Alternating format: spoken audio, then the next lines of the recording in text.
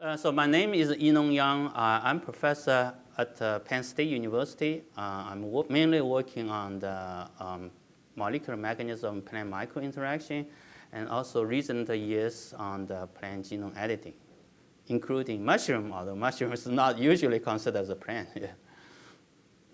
During the last, actually 4 years ago, we started working on CRISPR-mediated genome editing. And our department happened to be is the only department in the country has a mushroom program. So I thought, well, it'd be really exciting to test if we could also do the genome editing in mushroom.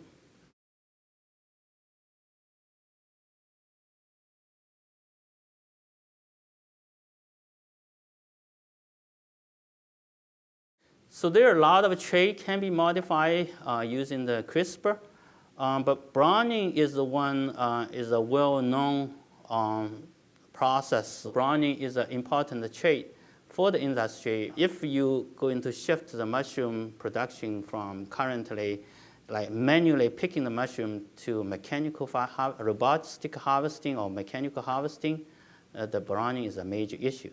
So it has both commercial value as well as a relatively simple trait to test the proof of concept, I guess.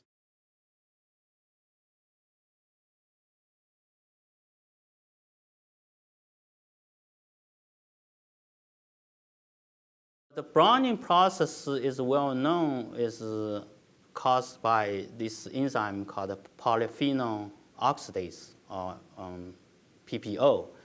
So the process is relatively well characterized, and that's why we pick up that gene. So by disrupting that PPO, you can reduce the synthesis of a dark pigment called melanin. So that will reduce the browning, the trait. So we thought if we could improve the browning, slow down the browning process, then you can improve appearance and also facilitate robotic or mechanical harvesting. The dark pigment in that mushroom browning process is called melanins. And PPO is a key enzyme that converts a precursor into melanins. So if you disrupt the PPO or reduce the level of PPO enzyme, then you can result in that slowdown of the browning process.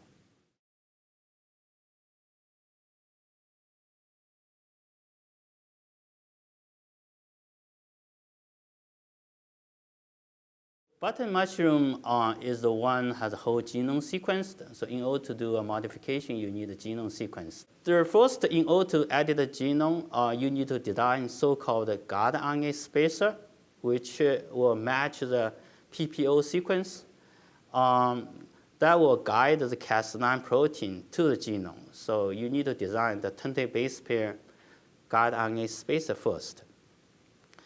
Then there are a number of other approaches. Usually is, in our case, we put the guide RNA into a vector, and that vector can be, it's DNA vector that can be introduced into mushroom.